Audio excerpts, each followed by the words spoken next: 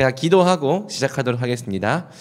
사랑해 주님 감사합니다. 오늘로 또 네 번째 성경적 관점을 함께 살펴보려고 합니다. 오늘날 이 시대의 선교는 어떻게 이루어져야 하는가? 우리는 어떻게 이 땅에서 예수님의 이 복음을 증언하는 이 증인의 사명을 감당해야 하는가? 그 모든 과정을 성경을 통해서 배워갈 때에 하나님께서 우리에게 지혜를 주시고 또 능력을 주셔서 이 성경을 통하여서 우리가 정말 하나님의 약속대로 이 땅 가운데 복음의 증인 될 수 있도록 우리의 인생을 인도하여 주시옵소서. 그저 나 자신만을 위해 사는 인생이 아니라 먼저 그의 나라와 그의 의를 구하는 인생 될 수 있도록 주여 축복하여 주시옵소서. 감사를 드리며 예수님의 이름으로 기도드립니다. 아멘. 자, 함께 해보도록 하겠습니다. 자, 우리가 지금 성경적 관점을 이제 4주째 배워가고 있는데요.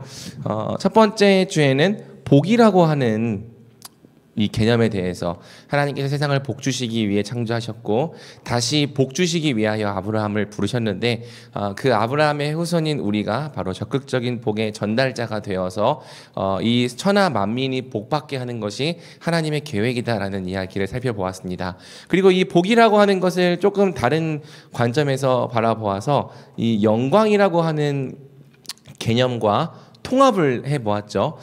영광이라고 하는 것은 하나님의 하나님 되심이 드러나는 것. 이것은 하나님께서 우리에게 보이시는 영광의 방향이고 또 우리는 하나님의 하나님 되심 앞에 반응하는 것. 하나님께 올려드리는 영광의 방향, 이중적인 방향이 있다고 했어요. 그래서 하나님의 이 계획은 결국엔 우리에게 이 영광을 나타내 보이심으로 또 모든 민족에게서 영광 받으시는 것이 하나님의 이 계획인 거죠. 그래서 이렇게 하나님께서 우리에게 복을 주시고 또 우리로부터 영광을 받으시는 이러한 세상을 우리는 뭐라고 부르기로 했죠? 하나님 나라라고 부르기로 했습니다. 그래서 이게 이제 첫 번째 주와 두 번째 주에 배운 내용인 거고요. 이 복, 영광, 하나님 나라 요 세 가지 개념을 머릿속에 잘 이해하고 있으면 이것은 단순히 선교를 이해할 때만 사용되는 개념이 아니라 성경 전체를 이해할 때 사용되는 개념이기 때문에 여러분들이 헷갈리지 않고 잘 정리하고만 있다면 앞으로 신앙생활을 하는 것에 있어서 굉장히 유용한 이 기초가 될 수 있겠죠.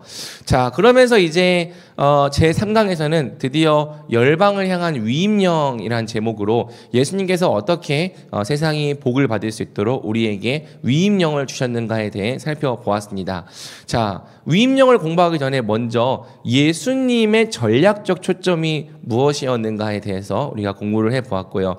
예수님께서는 이 열방을 복음화하기 위해서 먼저 몇몇의 소수에 집중하셨다라는 내용을 살펴본 거죠.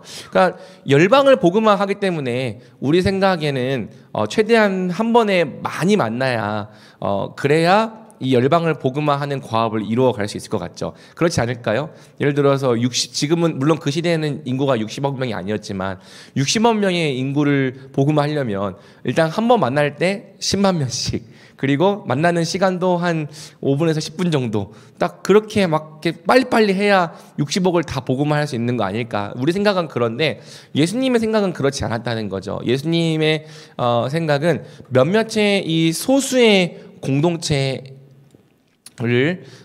만드는 것에 집중하셨고 이 소수의 공동체가 다만 뭘 가질 수 있도록 운동력을 가질 수 있게 하는 것. 그래서 자발적으로 배가하는 공동체가 될 수 있는 공동체가 되게 하는 것이 예수님의 목적이었다라는 걸 우리가 살펴보았습니다. 그래서 예수님 공생의 기간 동안 무리들에게 설교를 하기도 했지만 소수의 제자들에게 이 집중하시면서 그 제자들이 예수님의 성품을 복제하고 예수님의 삶의 방식을 복제하고 예수님의 사역의 방식을 복제할 수 있게 하셨죠. 그리고 이제 그들이 또 누군가를 제자 삼는 것을 통하여서 이 배가하고 배가하는 것을 통하여 이 예수를 따르는 운동이 일어나게 하셨다. 이것이 이제 예수님께서 선택하신 전략적 초점이었습니다.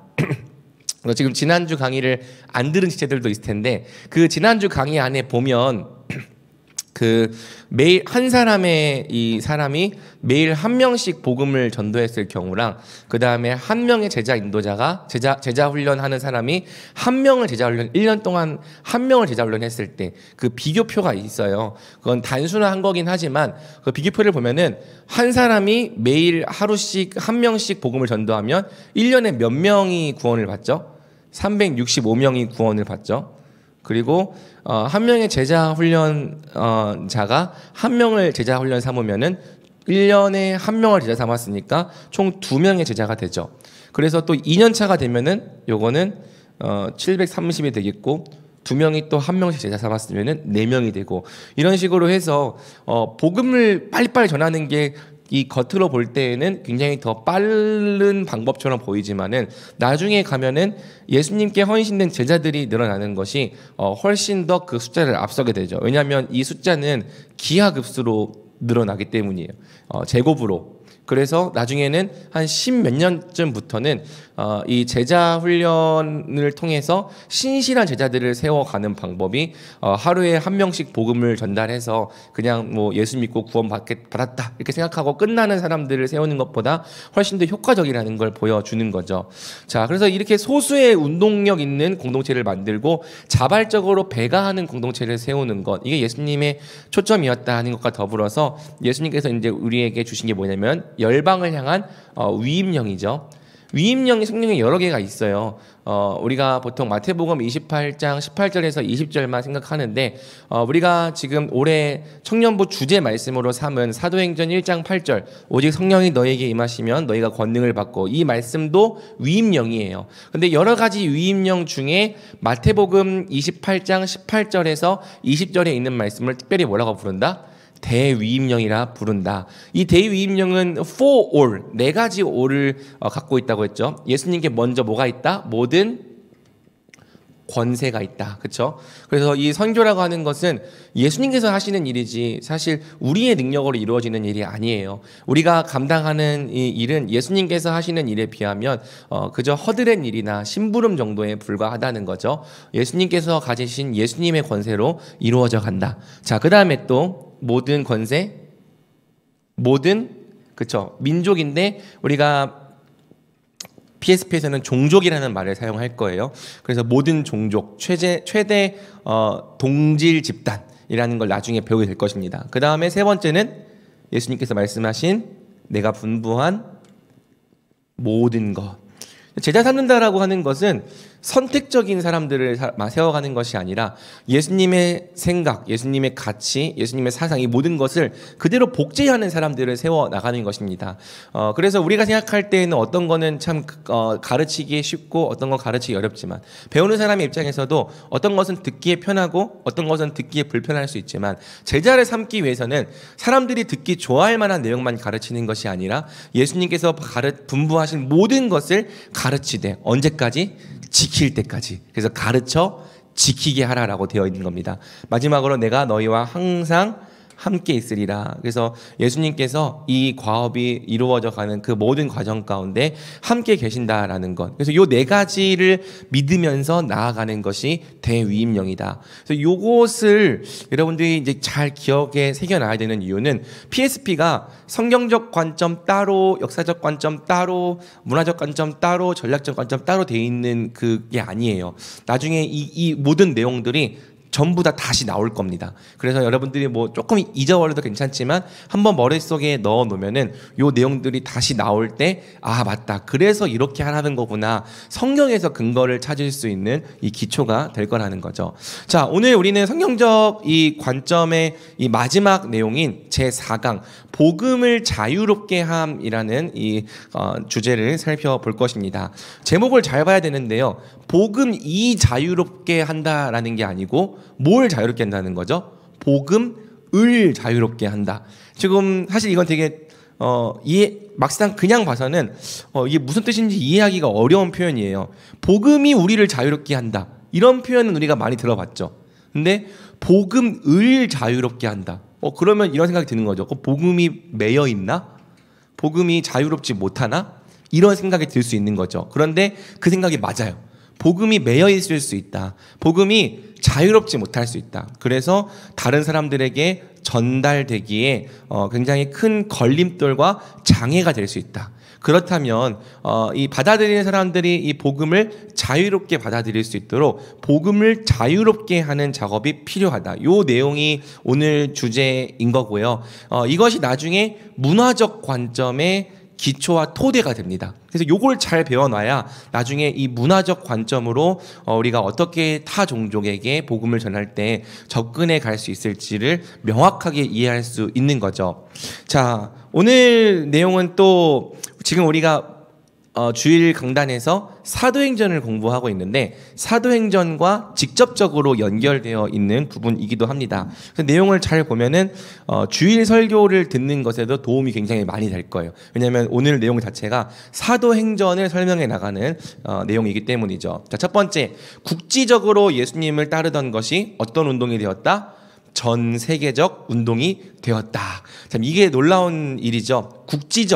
국지적이라고 하는 것은 이 특정 지역에서 소규모로 일어나는 이 운동이라는 거잖아요. 근데 이게 예수님의 약속대로 예수님을 따르는 전 세계적 운동이 되었다. 이것은 사실 일어나기 쉬운 일이 아니죠. 물론 오늘날에는 인터넷도 발전되어 있고 밈이라는 것도 많이 발전되어 있어서 뭐 한 나라에서 시작된 밈이 전 세계적인 밈이 되기도 하지만 이 시대에 이 복음을 따르는 운동이 전 세계적인 운동이 된다는 것은 굉장히 놀라운 일이에요. 어떻게 그 과정이 되었는지 우리가 살펴볼 것입니다. 자, 핵심 키워드가 무엇입니까? 증인. 자, 요 내용은 내일 설교와 직결되어 있습니다. 내일 설교가 딱 이 내용이거든요. 우리 한번 박스에 있는 내용을 같이 읽어보겠습니다. 시작. 증인은 당신이 한 어떤 행동보다도 당신 존재와 훨씬 더 관련이 있다. 하나님은 그분의 종들이 선포한 것을 삶으로 보여주도록 하신다. 평범한 사람들이 적대 세력 앞에서 주님을 공개적으로 증거하는 것은 그저 그리스도의 진리를 따르는 것 훨씬 이상의 일을 이루는 것이다. 증인들은 그리스도를 따르는 것이 지닌 가치를 확증한다. 그들이 설득력을 지니는 것은 그들의 말과 삶이 조화를 이루기 때문만은 아니다. 그들의 말과 그들의 삶은 그리스도께서 하신 말씀 및 삶과 조화를 이룬다. 마치 그리스도 자신이 서서 세상 앞에서 증거하시는 것과 같다. 자, 무슨 내용이냐? 좀 이게 번역체이기 때문에 우리가 생각을 잘 하면서 봐야 되는데, 증인이라고 하는 것이 무엇일까? 증인은 우리가 보통 생각할 때 증인은 어떤 말을 잘하는 것, 이런 것과 관련된 이 존재라고 생각할 수 있죠. 그런데 이 텍스트가 말하는 게 뭐냐면 증인이라고 하는 것은 그가 어떤 말을 하느냐, 어떤 행동을 하냐보다 그가 어떤 사람이냐와 훨씬 더 큰 관련이 있다는 거예요. 특별히 평범한 사람들, 그저 그냥 어디서나 볼 수 있을 법한 이 평범한 사람들이 이 복음을 반대하고 교회를 대적하는 사람들 앞에서도 주님을 부인하지 않고 공개적으로 이 증거하는 것이 그저 이 진리를 설명하는 것보다 굉장히 큰 가치를 가지고 있는 일이라는 거죠. 그러니까 증거라고 하는 게 무엇인가에 대한 내용이 오늘 나올 것입니다. 그러면서 그들의 말이 설득력이 가지는 이유가 뭐냐면 그들의 말이 그냥 자기 자신의 삶과 조화를 이루기 때문만이 아니라 그들이 말하고 행동하는 그 삶이 예수님께서 말씀하신 것과 일치한다는 거예요. 그래서 예수님께서 말씀하신 것이 실제로 증인들의 삶 가운데 나타나고 또 드러나고 보여질 때 예수님의 이 모든 말씀이 설득력을 가지고 또 증언의 효력을 가지게 될 거라는 거죠. 그것은 마치 예수님께서 직접 서서 증거하는 것과 같다라는 내용을 지금 이 박스에 있는 텍스트가 이야기하고 있습니다. 자, 사도행전은 국지적으로 예수님을 따르던 운동이 어떻게 세계 기독교 운동으로 확장되어 갔는지를 보여줍니다. 자, 예수님은 소수의 제자들에게 하나님의 권능과 목적을 위임하셨죠. 지금까지 배운 내용이에요. 소수의 이 운동력 있는 공동체를 만드시고 뭘 맡기셨다? 대위임령을 맡기셨다. 자, 그리고 예수님은 이 위임령을 주신 다음에 승천하셨어요. 예수님이 떠나가셨을 때 이 열방을 복음화한다는 하나님의 목적 전체가 그저 이 평범한 몇 사람들, 신실하지 못한 평범한 몇 사람들에게 달려 있는 것처럼 보였던 거죠. 여러분, 만약에 예수님께서 여러분들이랑 3년 정도 있은 다음에 딱 예수님 가시면서 이제 너희는 전 세계를 복음화해야 해, 이런 말씀을 여러분들한테 남기고 떠나가셨다면 여러분은 어떨 것 같아요? 네, 주님, 제가 그 일을 할 수 있겠습니다 하면서 당당하게 그 일을 했겠습니까? 아니면은 저는 너무 평범한 사람인데요, 저는 능력이 없는데요, 저는 그런 일을 할 수 있는 이 능력과 자격이 없는 사람인데요, 그렇게 반응했겠습니까? 후자 쪽으로 반응하지 않았겠어요? 근데 그거는 사실 예수님을 따르던 제자들 역시 마찬가지라는 거죠. 우리가 사도들이라고 부르니까 굉장히 대단한 사람들처럼 보이지만 그들의 출신을 생각해 봐요.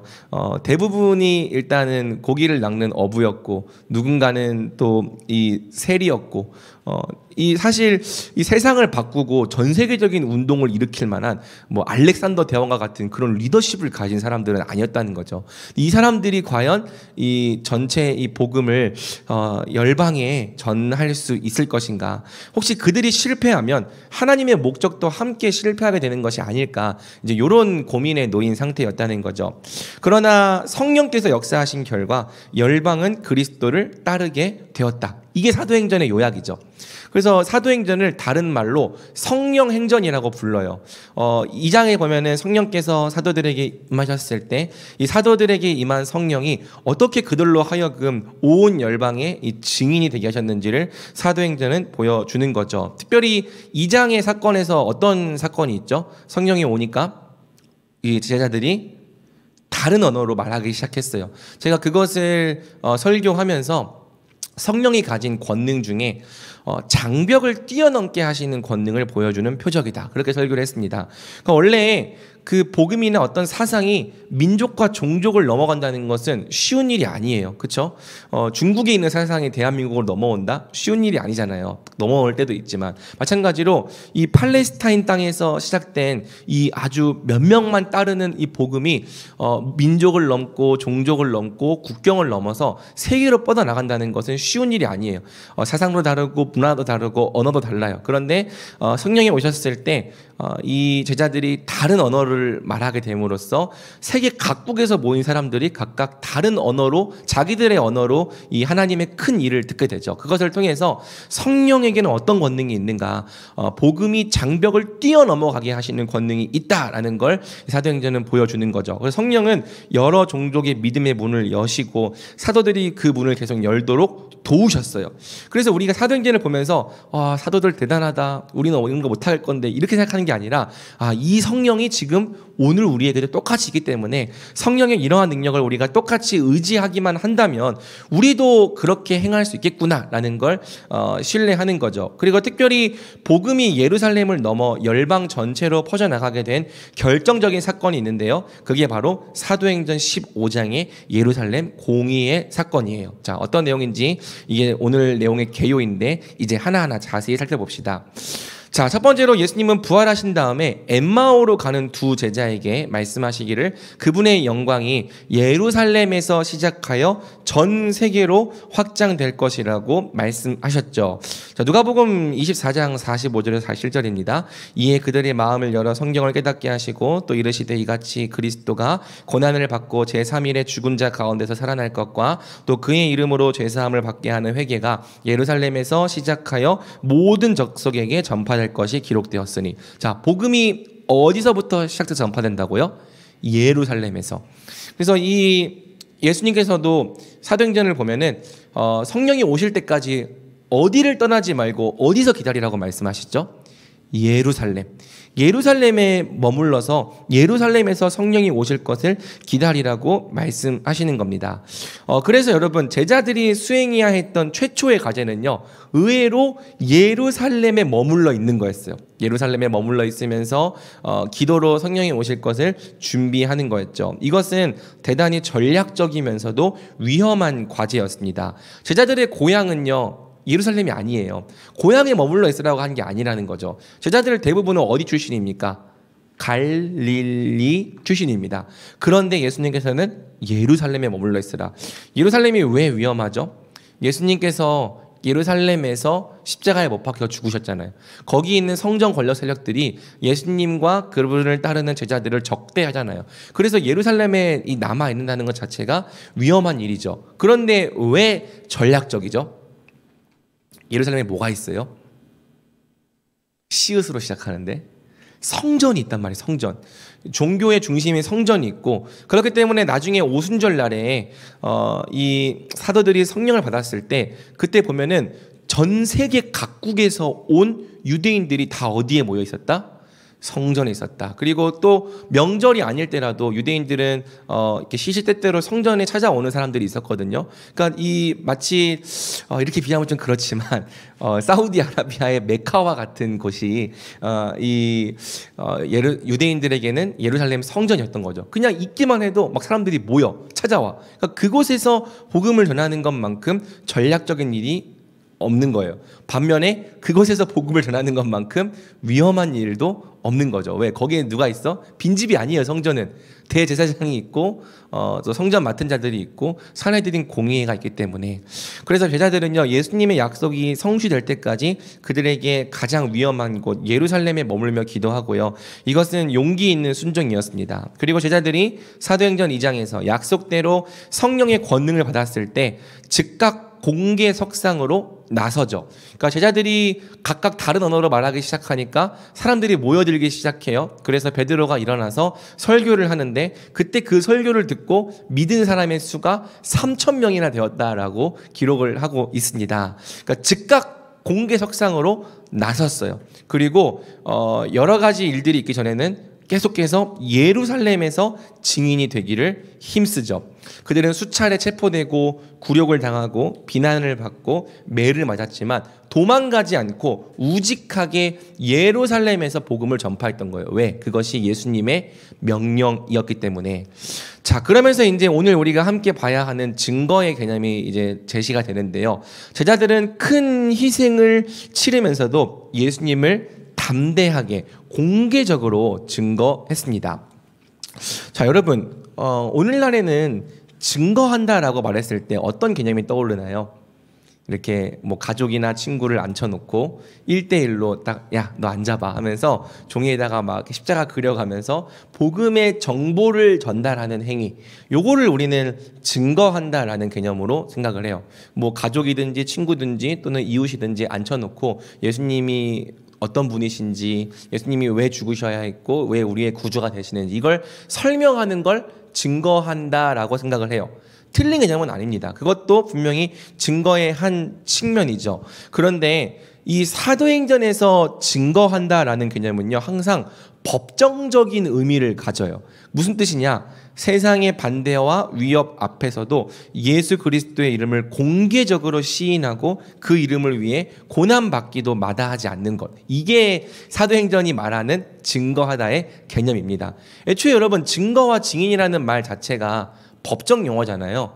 법정이라고 하는 것은 공개적인 재판이 이루어지는 자리에서 딱 어느 한쪽을 딱 서서 이것이 사실이다라고 하는 걸 침묵하지 않고 공개적으로 증거하는 거잖아요. 그래서 사도행전도 이 증거라고 하는 개념을 이렇게 사용하는 거죠. 이 의미를 잘 설명하는 게 핵심이 아니라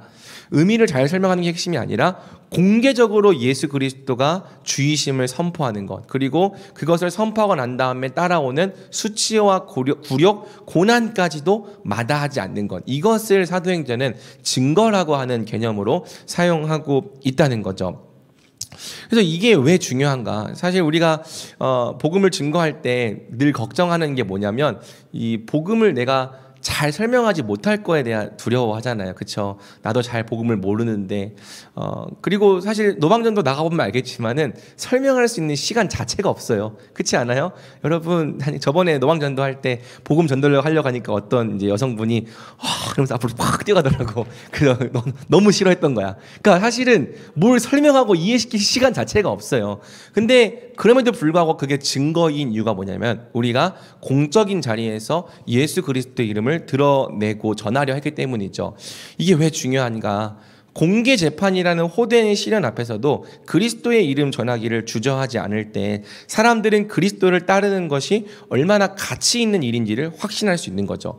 그러니까 이 사도들이 반대에 부딪히잖아요. 이 반대에 부딪힐 때 몇 번 이렇게 위협하고 반대했다고 사도들이 이거 복음 전하다가 큰일 나겠다 이렇게 하면서 꽁무니를 빼고 도망쳤다면, 그리고 더 이상 공개적으로 예수님을 증거하지 않고 그저 자기들끼리만 그냥 예수님은 주님이시야, 언젠가 오셔서 우리 구원하실 거야 이렇게 믿었다면은요, 세상은 딱히 이 사도들을 신경 쓰지 않았을 거예요. 왜? 지들끼리 믿으니까. 근데 이제 왜 이 사도들의 행동이 이 성전 권력 세력을 거스르고 또 그들을 분노케 했냐면은, 그들이 자기가 갖고 있는 복음에 굉장히 떳떳함이 있는 거야.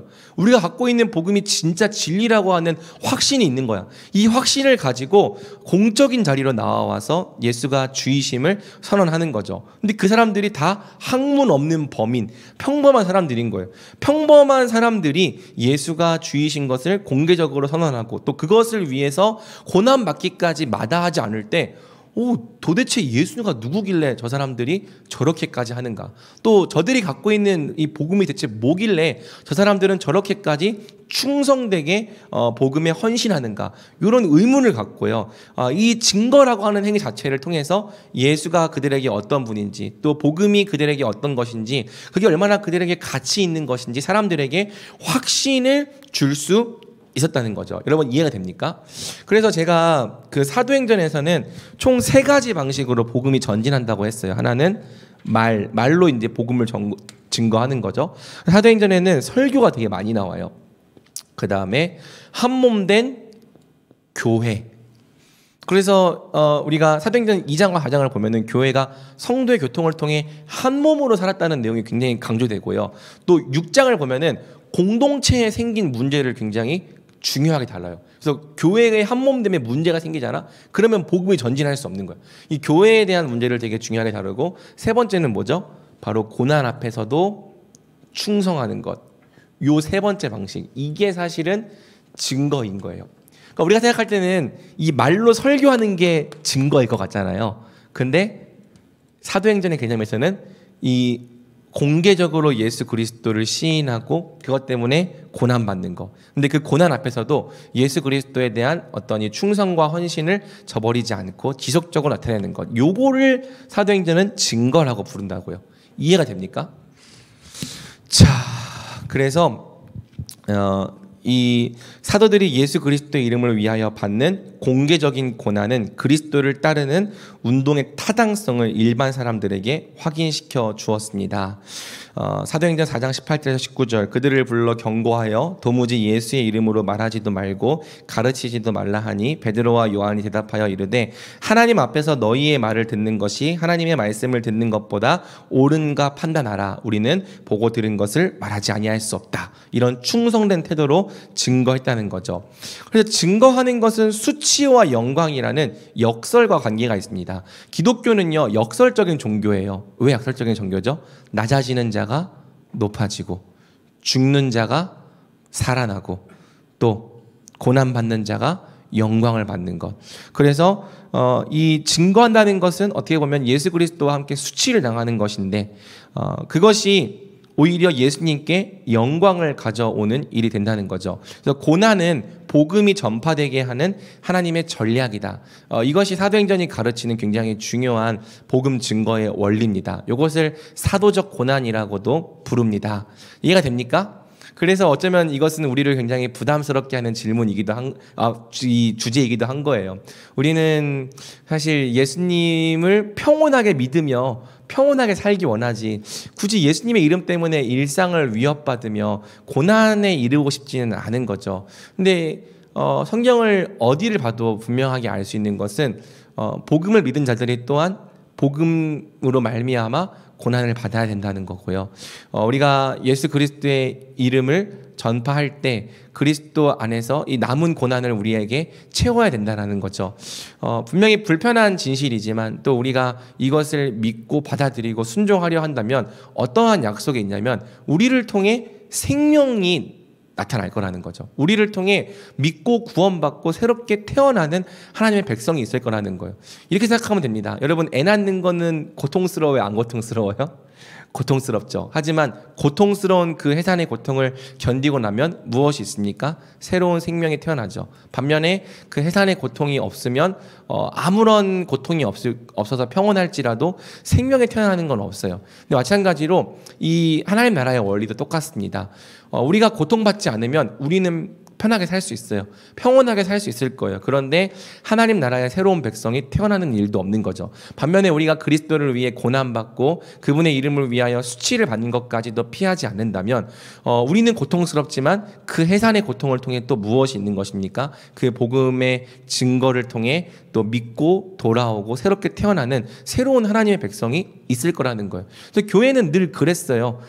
교회가 자신의 안위와 평안을 추구할수록 교회는 생명력을 가진 운동체가 되기보다는 그저 나의 평안, 나의 행복을 추구하는 종교화가 되어갔다는 거죠. 그렇죠?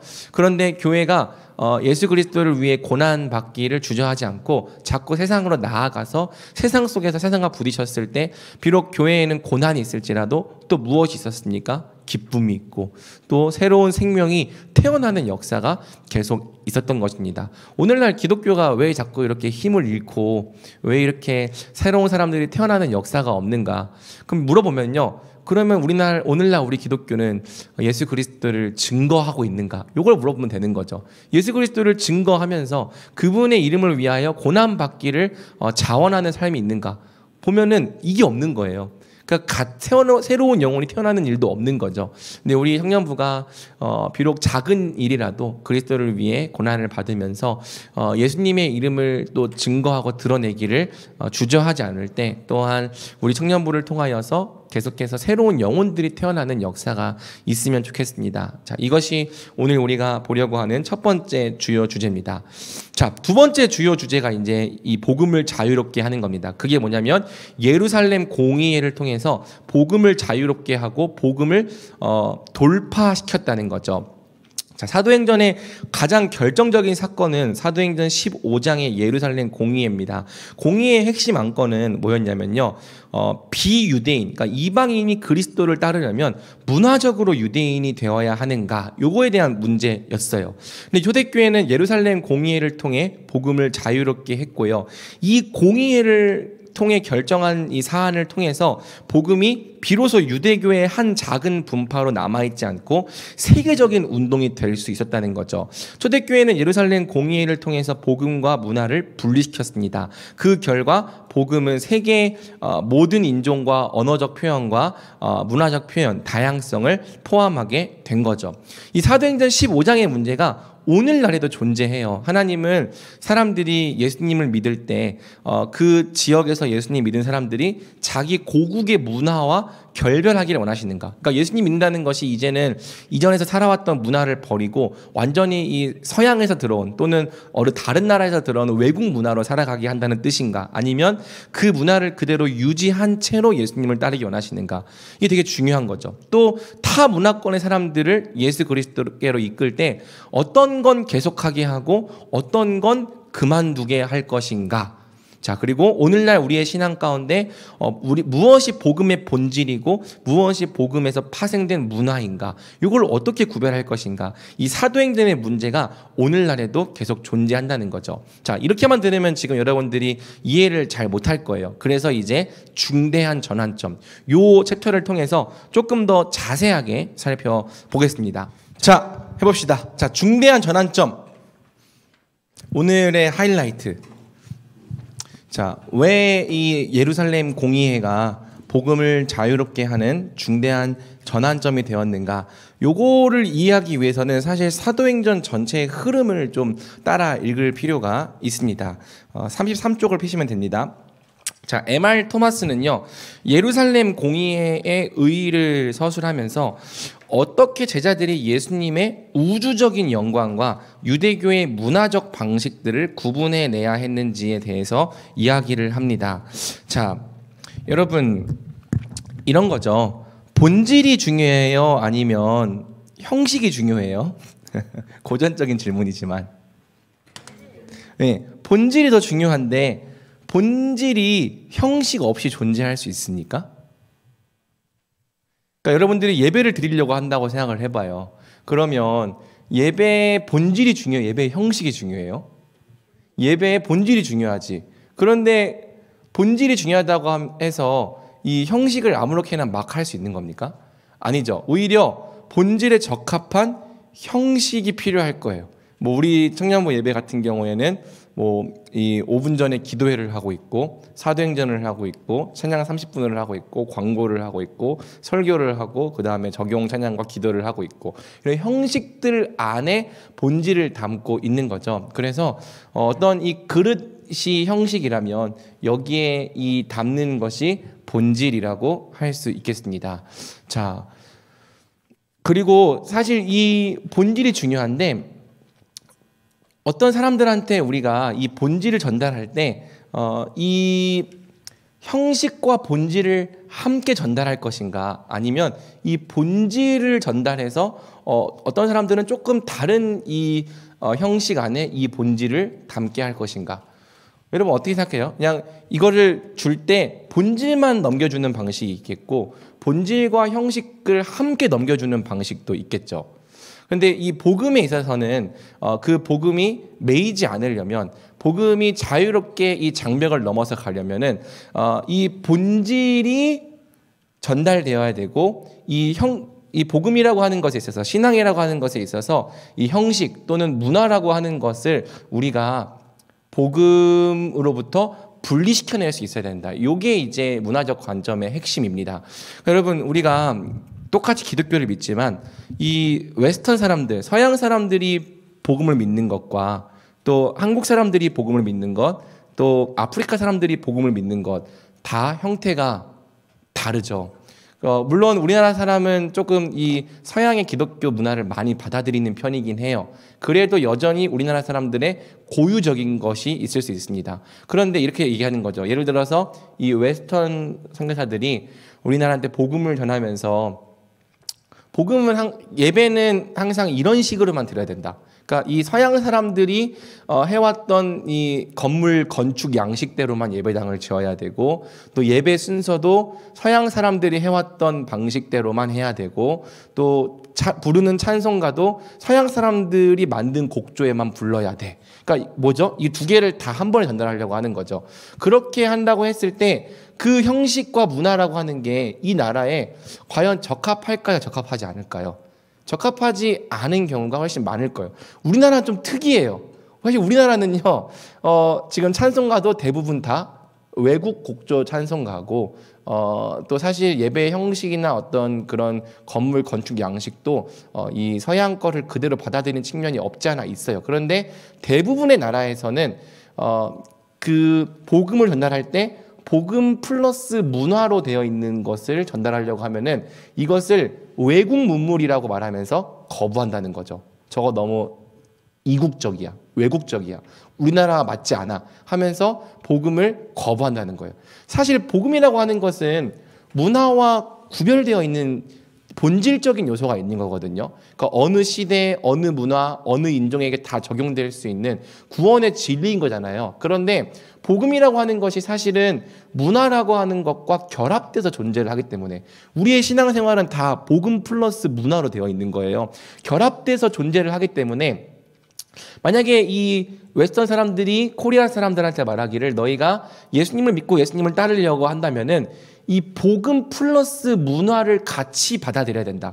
이렇게 주장한다면 이 한국 사람들이 이걸 받아들일 때 어떤 사람들은 이걸 좋다고 할 수도 있겠지만 어떤 사람들은 이걸 너무 외국적이라고 말하면서 거부감을 느껴 할 수 있겠죠. 아프리카의 경우도 마찬가지예요. 이 서양적인 옷을 입고 서양적인 방식으로 따라야 된다라고 했을 때 이 복음을 받아들이기보다는 이 문화적인 요소 때문에 되게 거부감을 느끼고 저항감을 느껴서 복음을 받아들이지 못하는 경우가 생긴다는 거예요. 그래서 복음을 자유롭게 한다는 게 무슨 뜻이냐? 뭘 끊으라는 거죠? 복음과 문화에서 이 문화를 끊어내라는 거예요. 그래서 복음의 본질을 전달하라는 거죠. 예수님의 우주적인 영광, 보편적인 영광, 보편적인 진리를 전달하라는 거고요.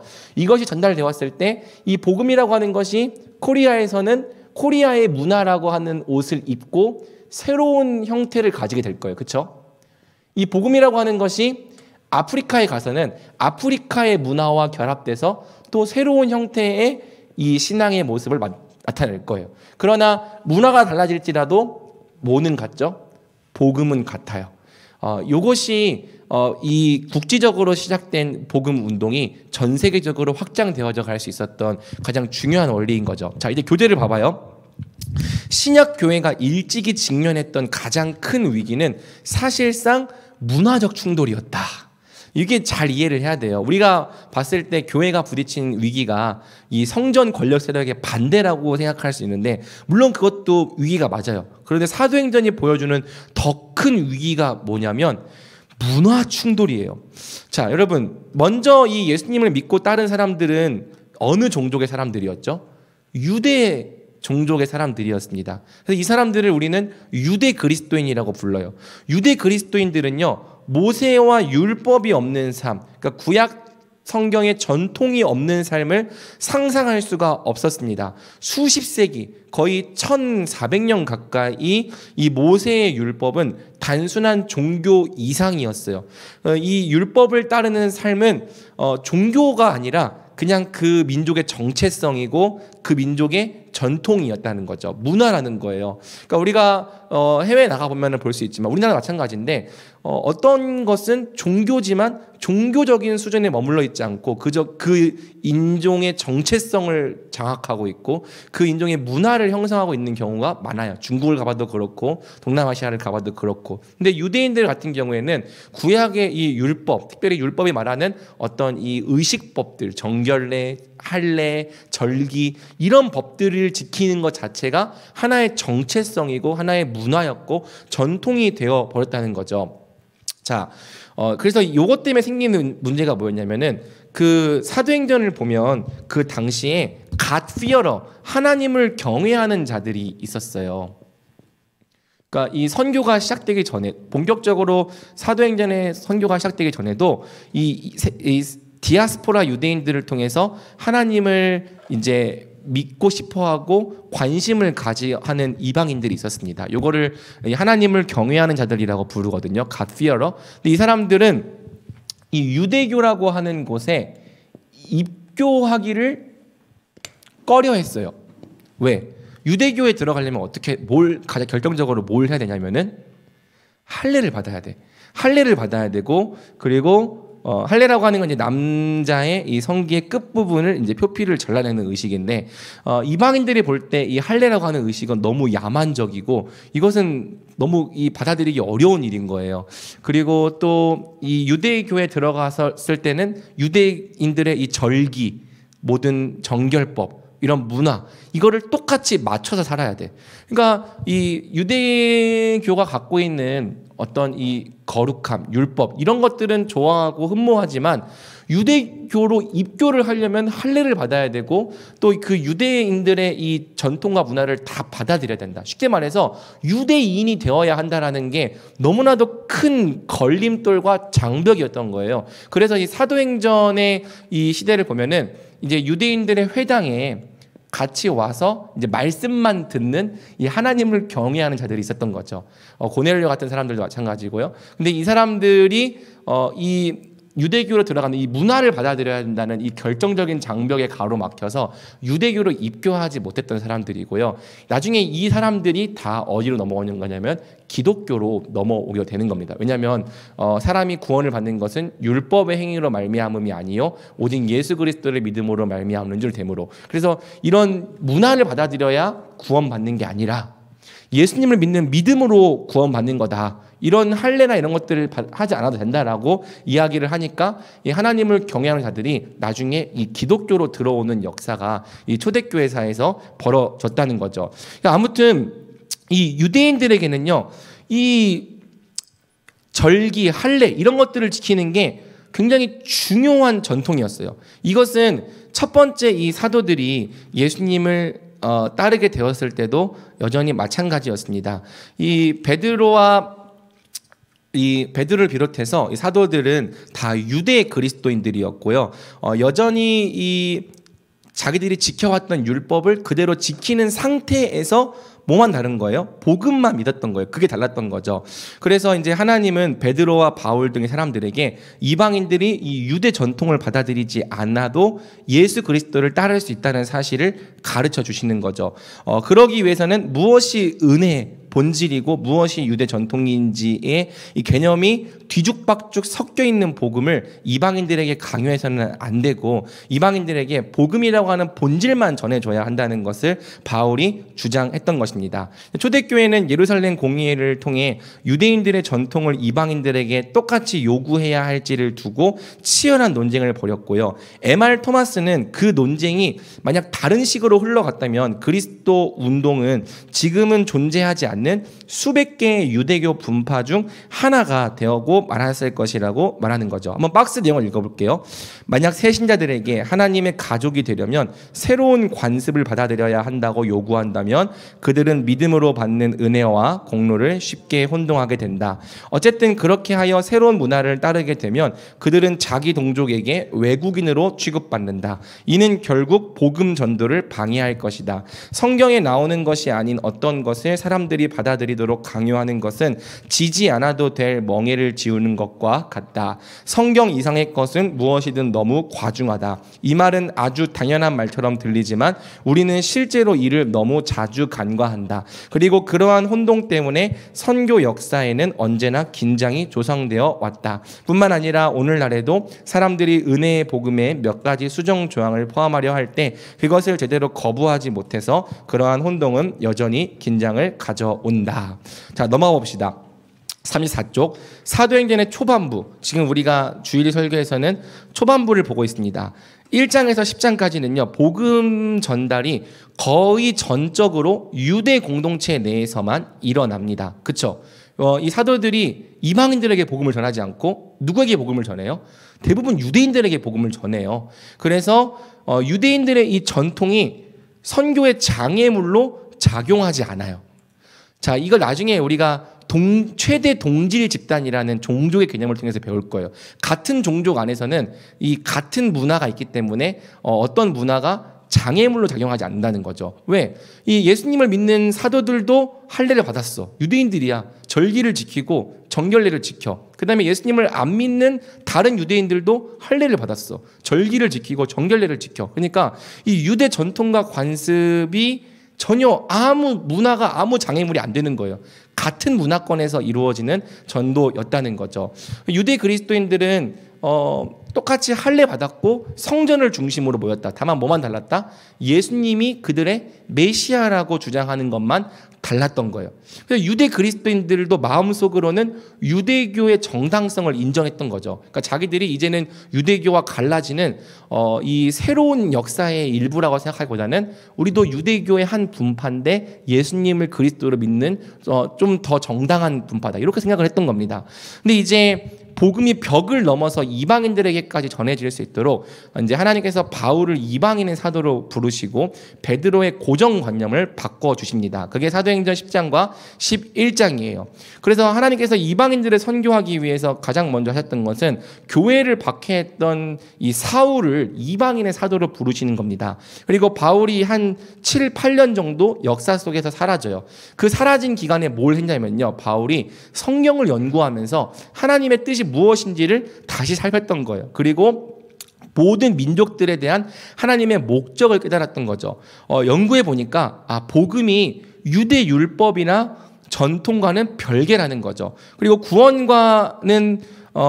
구원에 있어서 율법과는 별도로 예수 그리스도를 믿는 믿음을 통해서 구원이 주어진다는 것을 바울이 이제 알게 된 겁니다. 이 내용이 로마서와 갈라디아서의 내용이 들어가 있는 거예요. 사람이 할례를 받고 절기를 지키고 문화를 지켜서 구원받는 게 아니라 구원은 오직 뭐에만 달려있다? 예수 그리스도를 믿는 믿음.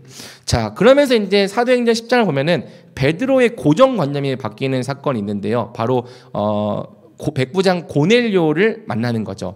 보통 이제 우리가 이 고넬료 사건을 보면서 고넬료가 회심했다고 생각을 하는데 실제로 보면은 고넬료가 회심한 게 아니고 베드로가 회심을 한 겁니다. 어떤 환상을 보여주냐면 하나님께서 이 그릇에다가 바구니에다가 온갖 부정한 이 동물들을 담아서 이 고넬료에게 주십니다. 환상 속에서. 원래 유대인들은 먹으면 안 되는 음식들이 있어요. 이 발이 굽이 갈라져 있지 않고 되새김질을 하지 않는 그런 동물들, 뭐 돼지 같은 거. 돼지는 굽은 갈라져 있지만 되새김질을 하지 않기 때문에 부정한 동물이고, 이런 레위기 음식법에 비하면 이 음식법에 의하면 먹을 수 없는 부정한 음식들이 있어요. 근데 베드로가 이렇게 환상 중에 있는데 하나님께서 온갖 부정한 동물 세트 막 다 담아놔가지고 딱 주신 다음에 베드로야 이걸 먹어라 말씀을 하시는 거예요. 근데 베드로가 주여 주께서 먹지 말라고 하신 이 부정한 음식들 내가 먹을 수 없습니다 이러는 거예요. 지금 주님이 먹으라고 하는데 주께서 부정하라고 말씀하신 거 내가 먹을 수 없습니다 그러는 거예요. 근데 하나님께서 한번 또 환상을 보여주셔가지고 또 이 부정한 음식들을 보여서 베드로야 이것을 먹어라 그랬더니 베드로가 주여 제가 결단코 주께서 먹지 말라고 하신 이 부정한 음식들 먹지 않겠습니다 이러는 거예요. 분명히 주님께서 먹어도 된다 괜찮다 깨끗하다 말씀하시는데도 베드로는 못 지키는 거죠. 왜? 자기들의 조상들의 전통 안에서 이런 음식을 1000몇 년 동안 먹은 적이 없어. 그건 부정한 음식이야. 이걸 먹는 건 죄야. 그래서 이런 생각 때문에 먹을 수 없다고 생각을 했는데 하나님께서 이 환상을 통해서 이 베드로에게 부정한 음식을 먹으라고 하시면서 이 고넬료를 만나게 하시고 이 고넬료가 예수 그리스도를 믿고 성령을 받는 사건을 보여주시는 거예요. 그래서 베드로가 놀랬죠. 이방인들과 교제하는 거는 원래 우리 유대인들한테 불법인데 하나님께서 예수 그리스도를 믿는 이방인들에게도 성령을 주시고 구원받는 믿음을 주셨다. 그러면 우리가 세례도 줘야겠네 하면서 이방인에게 세례까지 준 거죠. 근데 이 일이 이제 이 유대인 다른 유대 그리스도인들에게는 너무 충격적인 일이었던 거예요. 왜? 원래 이 복음을 믿는다는 거에 그 사람들 생각에는 유대인들만 할 수 있는 특권이라 생각했거든요. 근데 이것이 이방인들도 복음을 믿고 이방인들도 이 율법을 지키지 않는 막 부정한 음식을 먹고 부정한 법을 따라 살아가는 이방인들도 성령을 받으니까 이게 유대인들한테는 이해할 수 없는 일이었던 겁니다. 그래서 예루살렘 교회가 처음에 비난했어요. 그러다가 하나님께서 이방인에게 생명 얻는 회개를 주신 것에 영광을 돌리는 사건이 11장에서 벌어지죠. 자, 그 다음에 이제 또 어떤 일이 벌어지냐면 스데반의 순교 이후 많은 유대 그리스도인들이 예루살렘을 떠나 흩어지게 됩니다. 자, 여러분 그 각주 5번을 보면은 19절부터 21절 나오는데요. 자, 19절 끝에 보면 진한 글씨로 유대인에게만 말씀을 전하는데, 그러니까 흩어진 사람들의 대부분이 누구에게만 복음을 전했다고요? 유대인에게만 복음을 전하는데. 그러니까 여러분 지금 이게 왜 중요하냐면은 유대인들에게는 아직 하나님의 뜻이 온 열방을 위한 것이라는 생각이 별로 없는 거예요. 그래서 자꾸 복음을 누구에게만 전하려고 하는 거죠? 유대인에게만 전하려고 하는 거예요. 그러니까 이걸 못 넘어가면은 복음은 유대인 안에서만 끝나는 거예요. 그런데 또 어떤 몇몇 사람들이 뭘 하죠? 거기 20절 진한 글씨를 보면 헬라인에게도 말하여 주 예수를 전파하니, 이방인들에게 몇몇 사람들이 복음을 전파했는데, 그런데 주님의 손이 그들과 함께 하심에 이방인들 중에서 믿고 돌아오는 사람들이 생겨났다는 거죠. 그리고 그렇게 해서 생겨난 교회 중에 가장 유명한 교회가 뭐냐면 오늘날 우리가 자주 이렇게 인용하는 안디옥 교회라고 하는 교회입니다. 그러니까 예루살렘 교회랑 안디옥 교회의 차이가 뭐냐면요, 예루살렘 교회는 누구만 모여있는 교회죠? 유대인들만 모여있는 교회인데 안디옥 교회는 이방인들도 함께 있는 교회예요. 그리고 이방인들이 함께 있을 뿐 아니라 그 이방인들이 교회의 선생과 리더를 하고 있는 교회예요. 그러니까 이게 특별한 거죠. 그러니까 뭐 우리 대전중앙교회도 뭐 이렇게 외국어 예배부가 있고 뭐 이렇게 다른 사람들이 와 있지만은 그 사람들이 장로가 되고 그 사람들이 한 명의 목사가 다 되고 이렇게 리더급으로 들어와 있다는 건 다른 거잖아요. 근데 안디옥 교회는 이방인 사람들이 같이 모여 있어서 그 사람들이 또 중심이 되는 교회였던 거죠. 자, 35쪽. 그래서 안디옥 교회가 성령의 명령을 따라서 바울과 바나바를 따로 세우고 이방인의 사도로 파송을 합니다. 그래서 이제 바울과 바나바가 처음으로 이제 본격적인 이방인 선교를 시작을 하는 거죠. 그게 이제 제1차 선교 여행의 시작입니다. 그래서 이제 바울은요, 자기가 받은 계시대로 유대인들에게 복음을 전하는데 어떤 복음을 전하는 거죠? 전통과 문화를 분리시킨 복음을 전하는 거예요. 그러니까 이방인들에게 복음을 전할 때 너희가 예수님 믿으려면 할례도 받아야 되고 절기도 지켜야 되고 정결례도 해야 돼. 그러니까 유대인이 돼야 돼 라는 식으로 복음을 전한 게 아니라 예수 그리스도를 믿는 믿음으로 구원받아. 복음만 딱 딱 떼서 본질을 전파했다고요. 이해가 됩니까? 자, 이게 이제 바울의 선교의 특징이었습니다. 그러니까 어떤 일이 벌어졌냐면 이방인들의 교회는 예수님을 똑같이 주로 믿고 순종하지만 뭐가 달라요? 문화가 다른 거예요. 문화가. 유대인들의 교회와 전혀 다른 문화적 양상을 띠고 있는 거죠. 이 사람들은 밥 먹을 때 손도 안 씻고 밥 먹네. 유대인들한테는 상상도 할 수 없는 일이거든요. 손 안 씻고 밥 먹는 거. 이 사람들은 돼지고기를 먹네. 유대인들은 상상도 할 수 없는 일이거든요. 이 사람들은 할례도 안 받았네. 유대인들은 상상도 할 수 없는 일이거든요. 근데 이 사람들이 예수님을 주님이라 부르며 또 다른 곡조로 찬양을 부르네. 이 사람들도 예수님을 그리스도로 믿는 구원받은 하나님의 백성이네. 문화가 다른 교회가 나타나기 시작했다는 거예요. 자, 그러면서 이제 논쟁이 벌어집니다. 예루살렘이나 유대 출신 일부 유대 그리스도인들이 바울의 메시지에 동의하지 않는 거죠. 그리고 갈라디아서를 보면은 베드로도 쫄아서 도망가는 거예요. 그 갈라디아서 2장에 보면 어떤 사건이냐면은 베드로가 이방인들이랑 같이 식사를 하고 있었어요. 아까 얘기했던 것처럼 이 유대인이 이방인과 같이 식사하는 거 불법입니다. 그들의 율법에 의하면 먹고 있는데 갑자기 예루살렘 교회에서 유대 그리스도인들이 시차를 온 거야. 갈라디아로. 근데 베드로가 딱 음식 먹고 있는 거, 딱 이방인들이랑 같이 음식 먹고 있는 거 이 유대 그리스도한테 걸리면 귀찮아질 것 같거든. 그래서 밥 먹다 말고 도망갑니다. 그래서 나중에 그거 바울이 네가 어찌하여 이렇게 복음을 거스르는 이런 행동을 하느냐라고 말하면서 혼내는 장면이 2장 후반부에 나와요. 그러니까 이게 지금 이 초대교회에 있어서는 굉장히 긴장감이 있는 문제였던 거예요. 그리고 지금 사도행전 15장 1절에서 2절을 보면은 이제 이런 사람들이 나타나는 거죠. 어떤 사람들이 유대로부터 내려와서 형제들을 가르치되 너희가 모세의 법대로 할례를 받지 아니하면 능히 구원을 받지 못하리라. 이 무슨 뜻이라고요? 유대인들의 문화 전통 이거 똑같이 따르지 않으면 너네 예수님 믿는다고 구원 못 받아라고 말하는 사람들이 있었다는 거예요. 그러자 이제 바울과 바나바가 아니다. 구원은 문화를 받아들인다고 받는 게 아니라 복음을 믿는 믿음으로 받는 거다라고 하는 변론이 일어나기 시작한 거죠. 그래서 이제 이 문제에 대해서 예루살렘 교회들한테 판단해 달라라고 부탁하는 편지를 보냅니다. 그 편지를 받고 예루살렘 사람들이 모여가지고 이 문제로 회의를 시작하는데 그 회의가 뭐다? 그게 예루살렘 공의회인 거예요. 그게 사도행전 15장 사건인 거죠.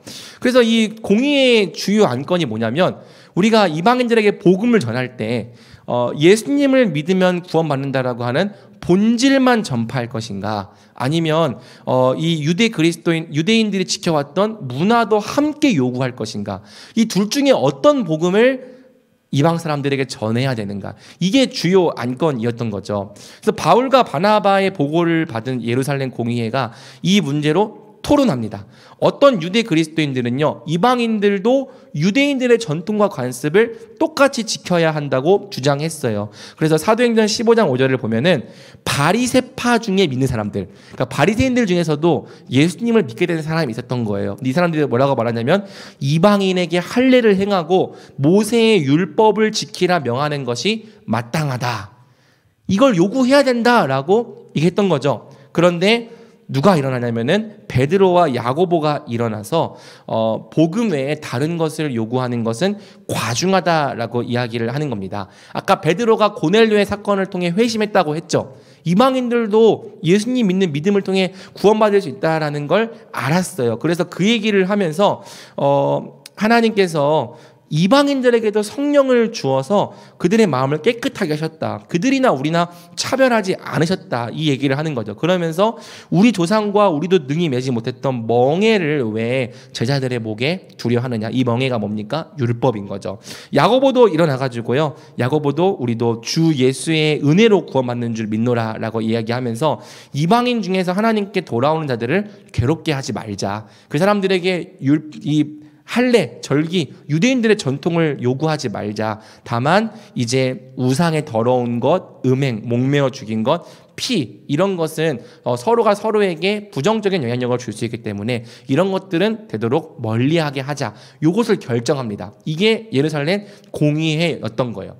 그래서 아까 이제 MR 토마스의 말처럼 만약에 이 회의에서 이 초대교회가 전통과 율법도 지키게 하자라는 쪽으로 결정을 했다면 복음이 세계적인 운동이 되지 못하고 그냥 유대인들의 국지적인 운동으로 끝났을 거라는 거죠. 근데 이 상황에서 이 초대교회 공의회가 복음을 자유롭게 했기 때문에, 복음에서부터 이 문화를 분리해내고 복음의 본질을 전하자라고 하는 쪽으로 결정을 했기 때문에 이 복음이 들어가는 곳마다 그 나라의 문화와 결합해서 토착적인 기독교를 만들어내기 시작하고, 그래서 문화와 전통과 양식은 다를지라도 모두 예수님을 주님으로 고백하는 이 전 세계적인 교회가 탄생할 수 있었다는 거죠. 이게 문화적 관점의 기초인 겁니다. 초대교회는 예루살렘 공의회를 통해 복음을 자유롭게 했습니다. 이 중대한 전환점을 통해 복음은 이제 아무 것에도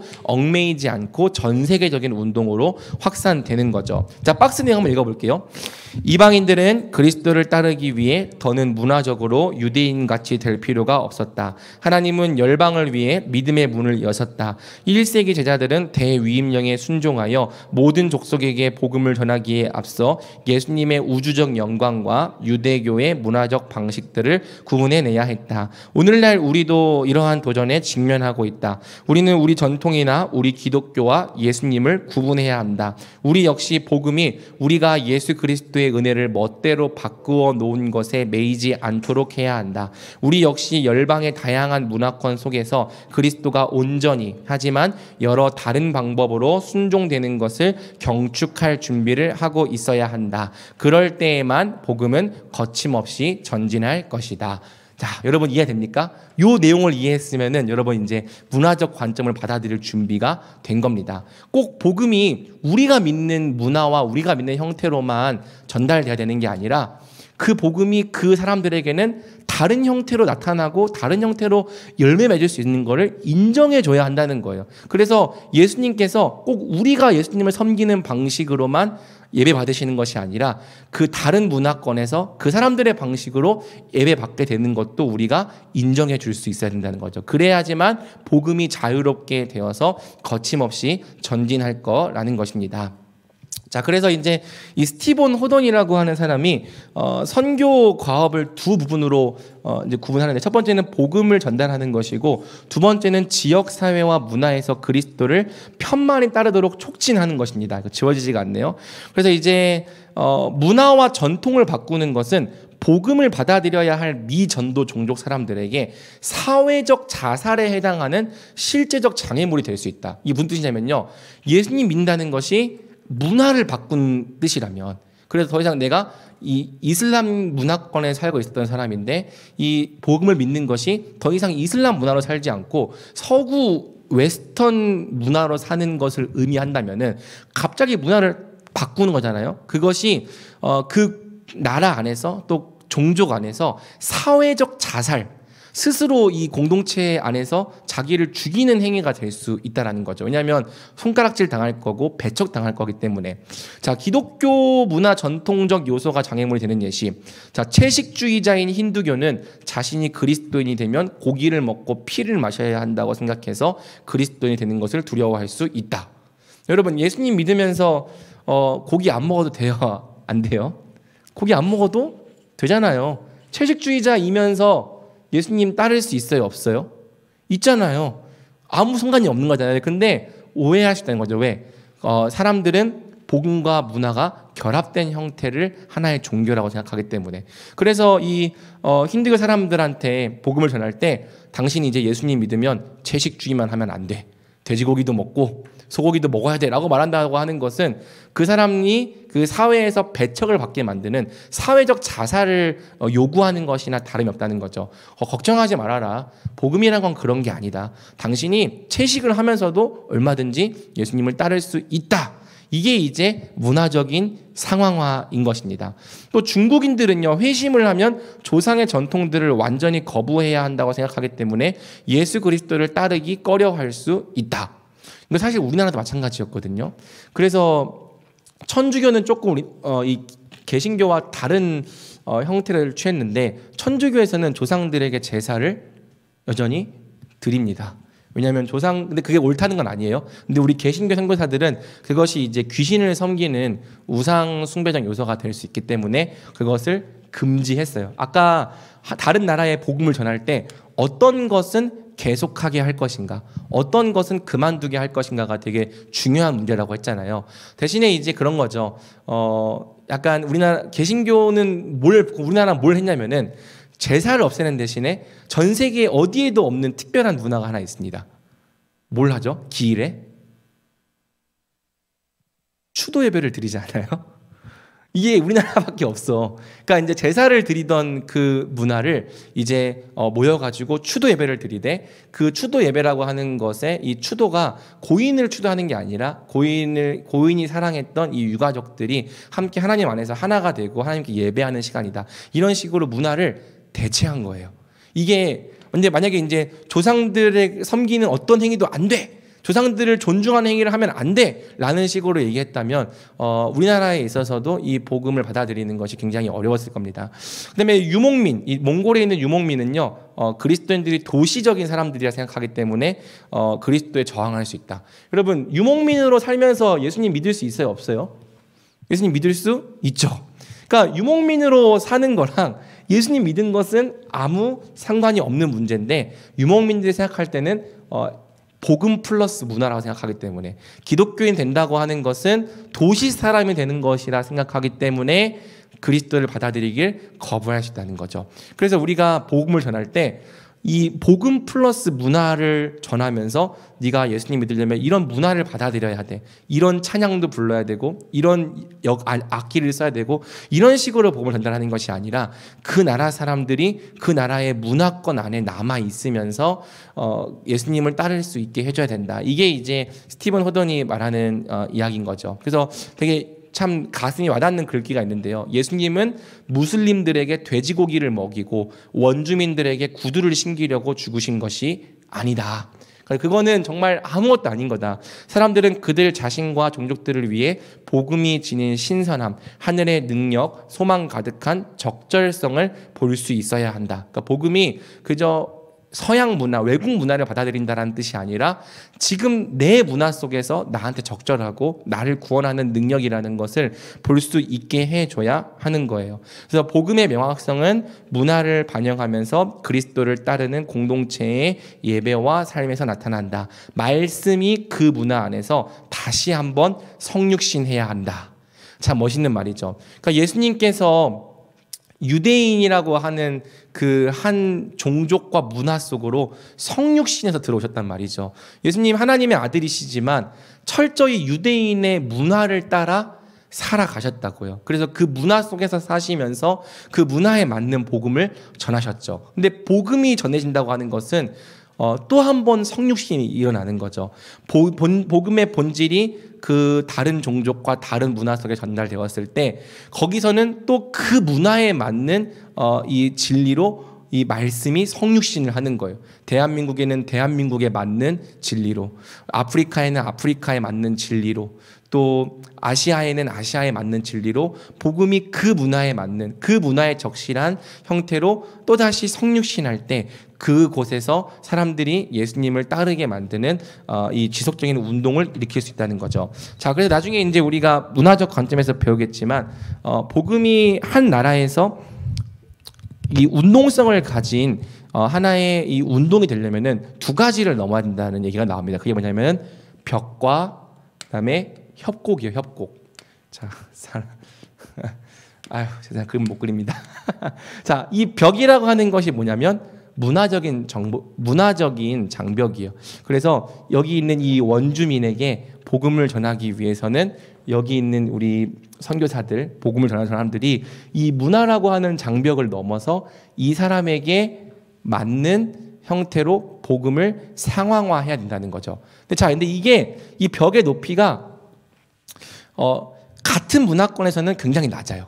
그렇죠? 교회 아예 안에 있으면은 그것은 거의 벽이 없다시피 한 거고요. 그래서 나중에 배우겠지만 그걸 이영이라고 부르고, 그다음에 같은 문화권에서 복음을 전파할 때는 같은 문화니까 이원이라고 부릅니다. 그 다음에 우리나라랑 일본, 우리나라랑 중국 이런 것들은 비교적 비슷한 문화권에 놓여 있죠. 그래서 이 비슷한 문화권에 유사문화권의 복음을 전할 때는 이투, 그리고 아예 완전히 이질적인 문화권, 우리나라랑 어디 남미, 우리나라랑 아프리카, 이 정도는 완전 다른 문화권이죠. 그럼 벽이 더 높아질 거예요. 그래서 이거를 E3라고 합니다. 그래서 이제 이 타 문화권에게 복음이 넘어갈 때 그 장벽이 얼마나 높은지가 이제 이 척도라고 하는 것을 통해 결정이 되고요.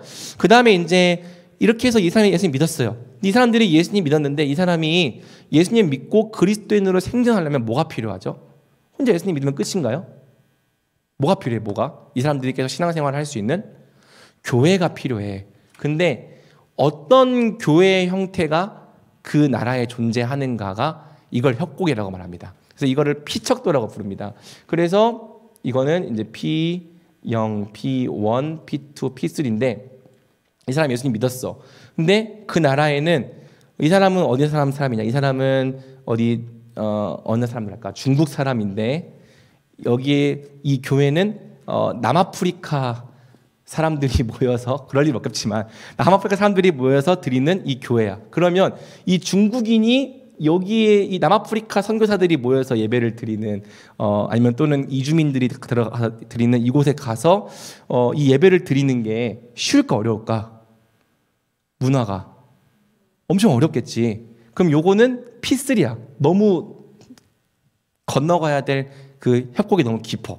근데 만약에 여기에 이제 한인 교회가 있어. 한인 교회. 사실 중국 사람들이 한인 교회 가서 예배드리는 거 금지돼 있긴 한데 그냥 예를 들어서 그러면 한인 교회는 조금 이 문화가 비슷하니까 요거는 P2 정도. 근데 제일 좋은 건 뭐냐면은 같은 중국인들이 중국 문화로 예배를 드리는 중국인 교회가 있다면 이 사람들이 이 교회로 들어가서 함께 한 가족이 되고 이 교회가 확장되어 갈 수 있겠죠.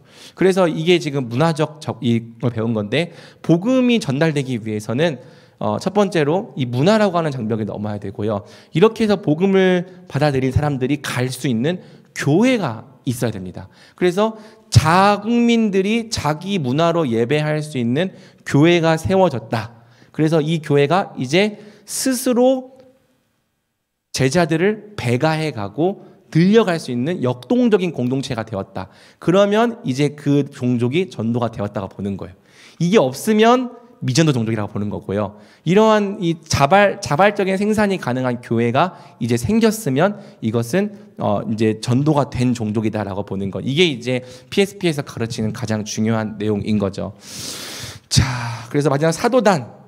사도행전에서는 교회의 이중구조가 드러난다. 가정교회와 사도단인데요. 이걸 쉽게 말하면 지역교회와 선교단체라고 볼 수 있습니다.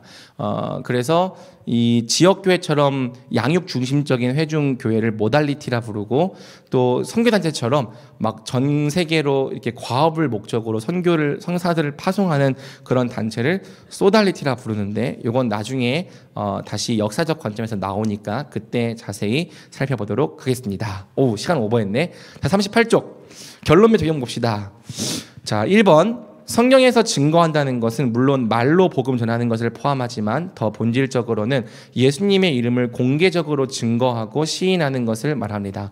성경이 말하는 것처럼 공개적인 고백과 선포 뒤에는 대개 수치와 고난, 외부의 압력이 뒤따릅니다. 그러나 교회가 수치와 고난, 외부의 압력에도 불구하고 예수님을 향한 충성된 태도를 저버리지 않을 때 세상은 예수님을 따르는 것이 얼마나 가치 있는 일인지를 확신하게 됩니다. 또한 예수를 따르는 운동의 타당성도 함께 확인하게 됩니다. 사람들이 싫어하고 반대할 것이라는 이유로 공개적인 고백을 피하는 것은 하나님의 뜻에 반하는 것입니다. 오히려 우리가 어떤 수치와 고난, 압력과 멸시에도 불구하고 예수님의 이름에 충성된 태도를 보일 때 그것이 그분의 영광을 입증하는 가장 강력한 증거가 될 것입니다. 기억하십시오. 그리스도를 위한 고난은 그리스도께 영광을 가져옵니다. 고난은 복음이 전파되게 하는 하나님의 전략입니다. 자, 여러분 받아들일 수 있겠습니까? 자, 2번 자, 오늘 배운 중요한 내용이죠. 복음이 유대인이라는 그룹을 넘어 세계를 뻗어나가기 위해서는 복음의 본질과 문화적 전통을 분리시켜야만 했습니다. 그러나 어떤 유대 그리스도인들은 그들이 가진 전통과 문화 자체가 곧 복음의 본질이라고 생각했습니다. 그래서 복음을 받아들일 때 그들의 문화와 전통을 함께 받아들이지 않으면 구원도 없다고 주장했습니다. 같은 일이 오늘날에도 벌어집니다. 선교를 할 때 복음이 아니라 문화와 전통을 전하려 하기 때문에 사람들은 사회 문화적 자살을 두려워하여 복음을 거부합니다. 비단 선교뿐 아니라 세대 간의 사역에서도 이런 일이 벌어집니다. 다음 세대에게 복음이 아니라 앞 세대의 문화와 전통을 강요하려 할 때 복음은 전수되지 않고 생명력을 잃어버립니다. 기억하십시오. 우리가 전해주어야 할 것은 전통과 문화가 아니라 복음 자체입니다. 인정하십시오. 복음은 동일해도 전통과 문화는 전혀 다르게 꼽힐 수 있습니다. 그러기 위해 우리는 복음과 문화를 분리시킬 수 있을 정도로 복음을 확실하고 철저히 알아야 합니다. 복음과 문화를 분리시킬 수 있는 유일한 방법은 복음의 진리를 정확하게 아는 것입니다.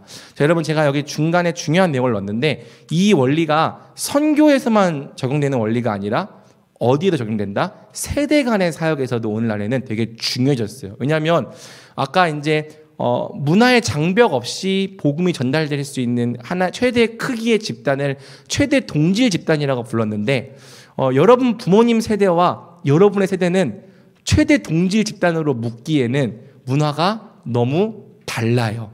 그래서 여러분 부모님들이 예수님을 따랐던 방식이 있거든요. 근데 그 방식을 여러분들에게도 똑같이 따르라고 한다면은 그 방식이 여러분들 안에서 예수님을 따르는 운동을 일으키기 어려운 거죠. 예를 들어서 예수님을 따르기 위해서는 성가대를 해야 되고 그래서 주일에는 아침에 와가지고 성가대를 해야 되고 요즘 애들은 성가대를 안 해. 교회를 사랑하면 성가대를 해야지 이러면서 성가대를 막 해야 되고 어른들이 하는 그 어떤 신앙의 새벽 기도를 나와야 되고 어른들이 신앙에 있어서 중요하다고 말하는 그 모든 기준들을 똑같이 따르지 않으면 신실한 제자가 될 수 없다라고 얘기한다고 한다면 여러분들은 그걸 그대로 따를 수 있겠습니까? 분명히 한두 명 정도는 따르게 될 거예요. 근데 그 사람들은 자기 또래랑은 좀 다른 사람이 될 거예요. 그렇죠? 그래서 그냥 또래랑은 잘 못 어울리고 그래서 그냥 어른들이 하자고 하는 걸 그대로 어른들의 문화를 답습한 이 애 어른처럼 될 겁니다. 그럼 그 사람들이 자기 또래에서 예수님을 따르는 어떤 이 자발적인 배가 운동을 일으킬 수 있을까? 없어요. 왜냐하면 그 친구는 이미 어른들의 문화에 너무 익숙해져 있기 때문에. 자, 그런데 이제 제가 청년 사역을 할 때에도 중요하게 여기는 게 뭐냐면은 항상 복음의 본질을 전해준다 이거예요. 그래서 저는 여러분들에게 문화를 강조하지 않아요. 잘 생각해봐요. 제가 여러분들한테 어떤 문화를 강조한 적이 있는지. 오히려 이 진리는 되게 중요하게 강조하지만 문화적인 요소는 여러분들이 뭐든지 다 할 수 있도록 기회를 줬어요. 항상. 그래서 제가 여러분들에게 복음을 전할 때 여러분들이 그 복음을 가지고 여러분들 스스로 그 복음을 가지고 여러분들이 좋아하는 이 신앙의 이 꽃을 피울 수 있도록 도와줬다고요. 자, 그렇게 했더니 되게 재미있는 일들이 청년부 안에서 많이 일어났죠. 뭐 작년에 오리지널 우리 워십데이를 했지만 물론 그건 제가 잘해서 생긴 일은 아니지만 워십데이 어른들의 문화에선 일어날 수 없는 일이에요. 그런데 청년들의 문화 안에서 복음이라고 하는 것이 청년들의 문화에 맞는 형태로 꼽혔어요. 그리고 또 우리 청년부 안에서 뭐 우리 또 제가 자랑스럽게 예뻐하는 또또모 공동체 설교를 줌으로 이렇게 뭐 나누네. 어른들은 밤에 줌 켜고 그렇게 설교 나눔을 하거나 삼나눔을 하지 않아요. 어른들처럼 똑같이 몇 날 몇 시에 모여가지고 구역 모임을 해야지만 하나님을 똑바로 섬기는 거야. 이렇게 강조했다면 청년들 중에서 그걸 따르는 사람은 없었을 거예요. 그런데 그냥 복음을 전했더니 여러분들이 스스로 생각했을 때 여러분들에게 맞는 문화와 방법으로 예수님을 따르기 시작했어요. 이해가 됩니까? 그래서 청년들에게 어른들이 했던 걸 그대로 똑같이 따라야 한다고 말하면 청년 사역은 죽는 거예요. 반면에 청년들이 자기들의 문화와 방식으로 예수님을 따를 수 있도록 장려한다면은 그 안에서 분명 그것이 어른들과는 다른 모습일지라도 청년들이 자기들의 문화에 맞는 형태로 예수님을 따를 수 있는 거죠. 사실 다음 세대 사역도 마찬가지거든요. 왜 중고등부 애들이 동태눈깔을 하고 앉아 있을까? 근데 저기 위러브에 가보면은 동태눈깔이 아니라 정말 이 예수님을 뜨겁게 고백하는 청소년들도 거기 와 있는데 선생님들이 자기들이 가고 있는 문화를 애들한테 강요하고, 그래서 복음이 아니라 이 문화를 따르라고 하면은 복음이 전달이 안 되는 거예요. 근데 복음은 가르쳐 주되 그 다음 세대가 맞는 문화 안에서 뭐 그것을 꽃필 수 있도록 장을 열어준다면 복음이 전달이 돼요. 이게 복음 전파하는 원리예요. 선교에 있어서도 왜 우리나라 사람들은 대한민국 사람들은 선교를 나가서도 그 선교지에다가 대한민국과 같은 형태의 교회를 만들어놔요. 똑같이 수예배 드리고 금예배 드리고 새벽기도 드리고. 근데 물론 그것도 의미가 없는 일이라고 하긴 어렵겠지만은 조금 더 이 PSP를 안다면 대한민국과 같은 이 교회를 프랜차이즈처럼 어디 동남아시아에 만들어 놓고 외국인들더러 이 대한민국 스타일로 예수님 믿으라라고 말하는 게 그게 선교가 아니라, 그 몇몇 사람들은 따를 거예요. 그렇지만 그게 그 사람들의 문화가 아니기 때문에 배가 되거나 운동력을 가지고 전파되지는 않는 거죠. 하지만 그들에게 복음 자체를 전해주어서 그들이 자기들만의 문화를 가지고 예수님을 따를 수 있도록 우리가 문을 열어줄 수 있다면 거기서 운동이 일어나는 겁니다. 그게 3번 내용입니다. 한편 복음이 문화와 분리되어 본질을 중심으로 전해질 때 그 문화에 맞는 고유한 형태의 열매를 맺게 된다. 그 열매는 사람들에게 낯설지 않은 토착적 문화이면서도 복음의 본질을 고스란히 담고 있다. 그래서 같은 종족 집단 내에서 거부감 없이 확산되며 예수를 따르는 운동으로 이어질 수 있다. 만약 복음이 아니라 문화를 전했다면 그저 그 나라 속에서 외국 문화를 따르는 한 사람이 탄생했을 것이다. 그러한 형태의 복음은 운동력을 갖지 못한다. 반면 복음이 본질의 형태로 전해질 때 복음은 그 문화에 맞는 새로운 옷을 입고 토착적인 열매를 맺게 된다. 그러한 형태의 복음은 거부감 없이 운동력을 갖고 예수를 따르는 강력한 운동으로 이어지게 된다. 문화가 아니라 복음을 전하라. 전통이 아니라 복음을 증거하라. 우리는 전통이나 문화가 아닌 복음의 증거자들이 되어야 한다. 자, 이 내용이 오늘 여러분의 마음속에 새겨지기를 주님의 이름으로 축복합니다. 기도하겠습니다. 사랑의 주님, 오늘 우리는 사도행전의 모든 내용을 통하여서 복음을 자유롭게 한다는 것이 무엇인지 살펴보았습니다.